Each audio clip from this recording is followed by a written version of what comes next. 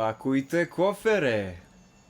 Smestite se udobno i spremite se za divlju avanturu, jer vas vodimo na kempovanje.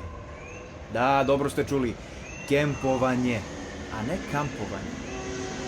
Naša destinacija je kemp i stižemo tamo za koji sekund. Čekaj bre, Aleksa, lakše malo. Nismo se ni predstavili. A, da, izvini. Ja sam Aleksa.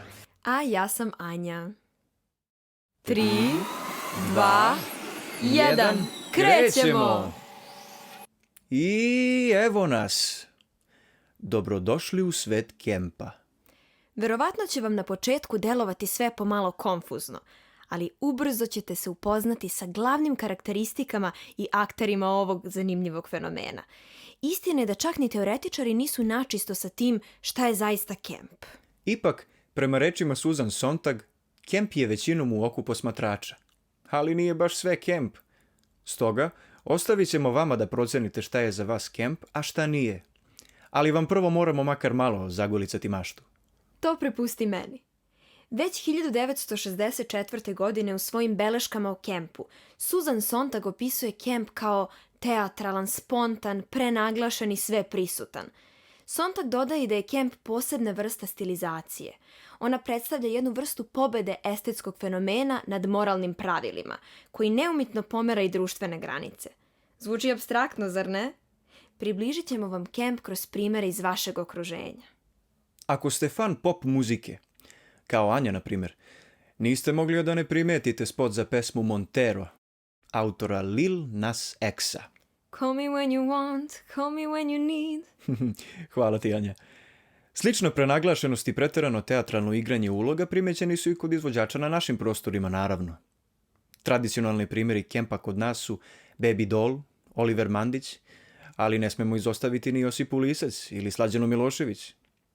Može se reći da među mnogim autorima današnjice možemo uočiti elemente kempa, bilo da je reč o punk muzici, rock, rap muzici, ali i među gotičarima, hipsterima, gaserima, tiktokerima. Sa druge strane, ako ste binge watcheri i filmofili kao Aleksa, obavezno obratite pažnju na IMDb i Netflix koji sadrže opciju Kempi kategorije. Tu ćete se sresti sa Mommy Dearest, Cry Baby, Death Becomes Her, Pink Flamingos, Misery, Vamp, The Rocky Horror Picture Show, Jennifer's Body, Insatiable, Santa Clarita Diet, Scary Movie, The Babysitter Killer Queen, ali i sa mnogim drugim filmskim i TV programima. Česti žanrovi sa kempi elementima su horror komedije, musicali, moj favorit, sarkastični programi i sve to što je toliko prenaglašeno da se ne može kategorizovati. Tu dolazimo i do večito neuklopljive visoke mode. Kako je kemp stil, a moda je sva u stilu, jasno je da ćemo kemp najviše sretati u svetu mode. Primere prepuštam tebi, Anja, naravno. Svi se sećamo haljine od mesa Lady Gage, zar ne? Ali sećamo se i mnogih jedinstvenih momenata sa modne piste zvučnih modnih imena. Met Gala kao najveći modni godišnji događaj 2019. godine je za temu imao upravo kemp.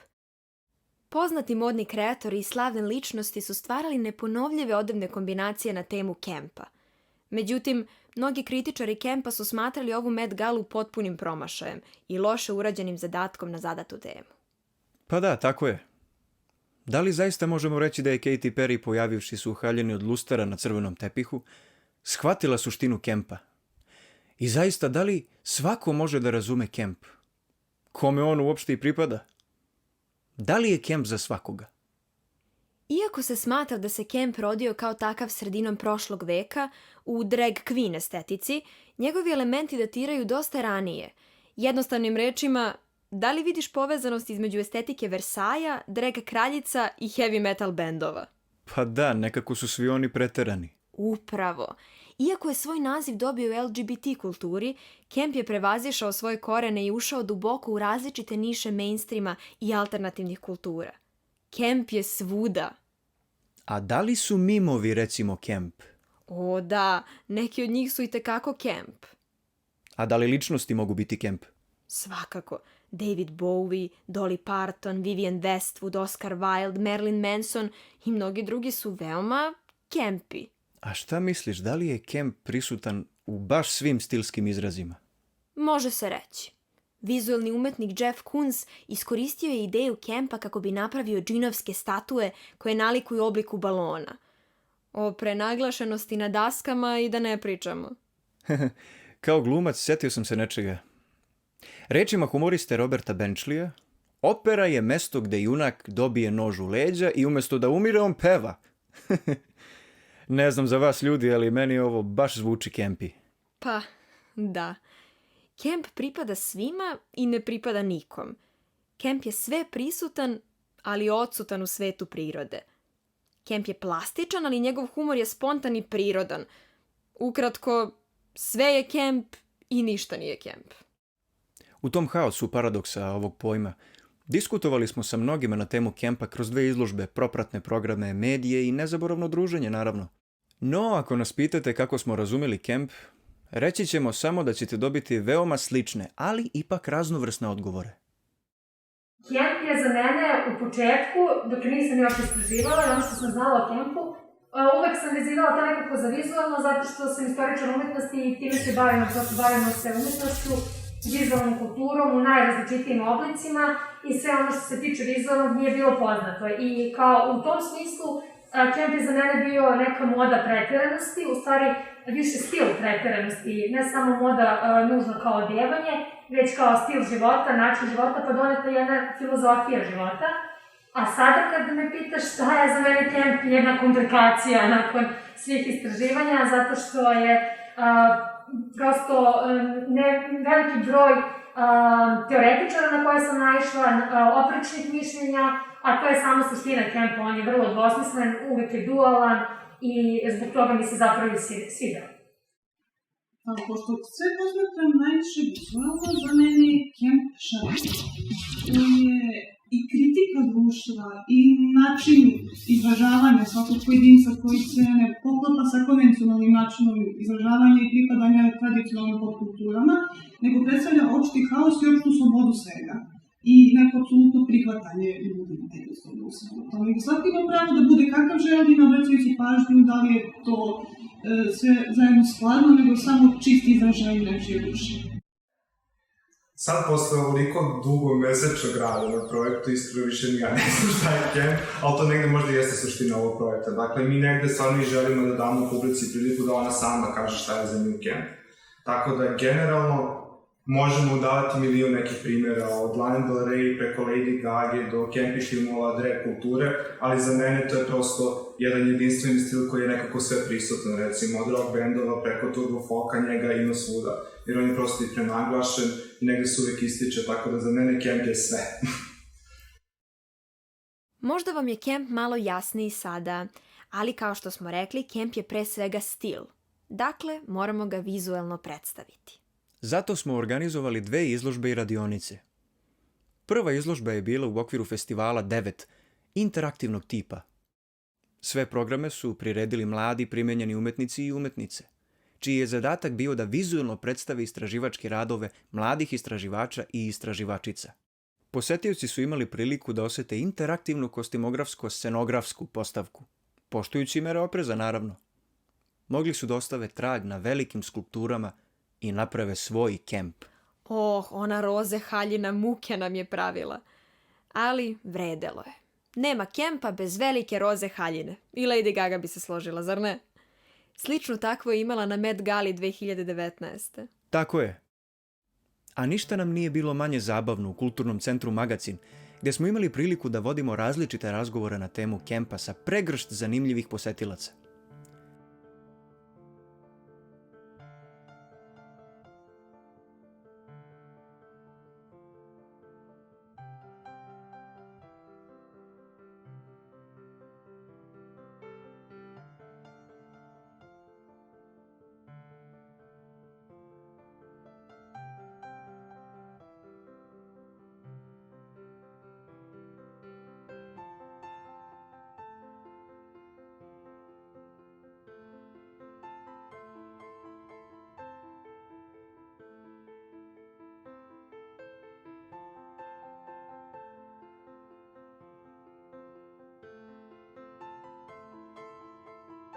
Radionice su pobedile jer smo se lepo družili, ali i naučili nešto novo.